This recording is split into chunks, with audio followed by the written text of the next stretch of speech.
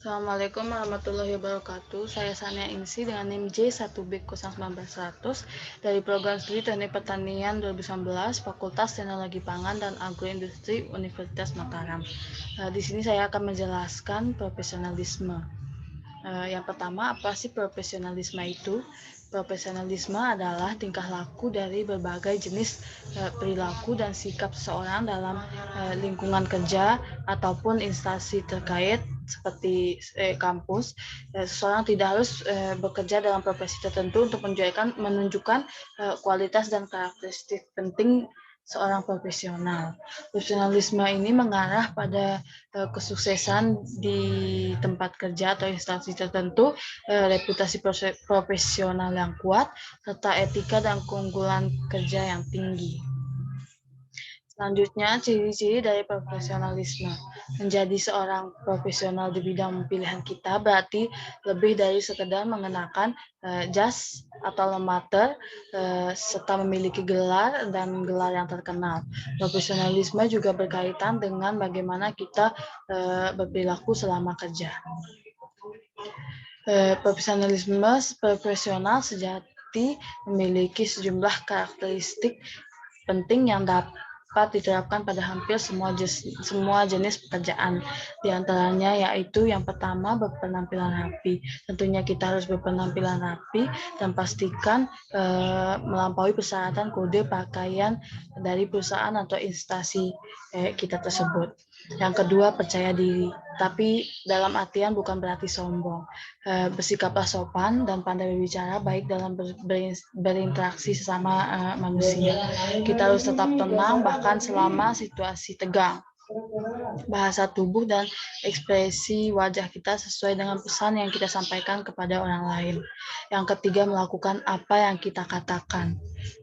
Sebagai seorang profesional, kita akan diandalkan untuk menemukan cara menyelesaikan pekerjaan, menanggapi orang dengan segera, dan menindaklanjuti janji pada waktu yang tepat juga penting, karena ini menunjukkan keandalan kita. Pada di tempat kerja atau instansi tersebut tepat waktu, mulai rapat tepat waktu, dan mengikuti semua komitmen kita. Yang keempat, jadilah ahli di bidang yang kita tekuni. Para profesional berusaha keras untuk menjadi ahli di bidangnya yang membedakan mereka dari kelompok lainnya. Ini dapat berarti melanjutkan pendidikan dengan mengambil kursus, kuliah, atau menghadiri seminar dan mendapatkan gelar profesional terkait. Yang kelima, tentunya berperilaku moral dan etis. Profesional harus memiliki atau mematuhi kode etik yang ketat. Meskipun perusahaan atau instansi terkait tidak memiliki kode tertulis, kita harus selalu menunjukkan perilaku etis. Dan yang keenam, mempertahankan ketenangan. Seorang profesional harus menjaga ketenangannya, bahkan ketika menghadapi situasi yang sulit. Yang ketujuh, memiliki etika telepon yang baik, atau tetap bicara saat berkomunikasi melalui ponsel. Yang kedelapan, menggunakan nada yang tepat. Selama koresponden tertulis, usahakan agar surat yang kita tulis singkat dan langsung pada intinya. Nada kita harus sopan dan formal. Ini juga berlaku untuk korespondensi email. Yang kesembilan, jadilah terstruktur dan terorganisir. Yang ke-10, bertanggung jawab pada kesalahan yang atau apa yang kita ambil.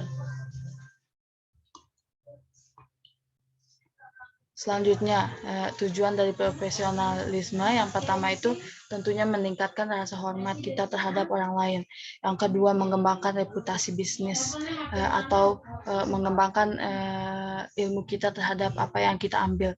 Yang ketiga, meminimalkan konflik antara kita di lingkungan dengan lingkungan sosial. Selanjutnya itu manfaat profesionalisme. Beberapa manfaat atau keuntungan memiliki sikap profesionalisme, diantaranya tentunya pertama, keteguhan adalah aset.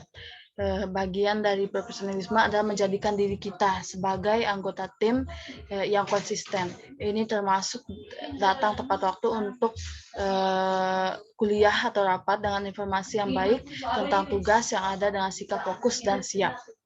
Yang kedua, memiliki kemungkinan besar dipromosikan, baik itu di lingkungan kerja maupun kemungkinan besar untuk dipromosikan seperti beasiswa di lingkungan kampus. Sekian penjelasan saya tentang profesionalisme.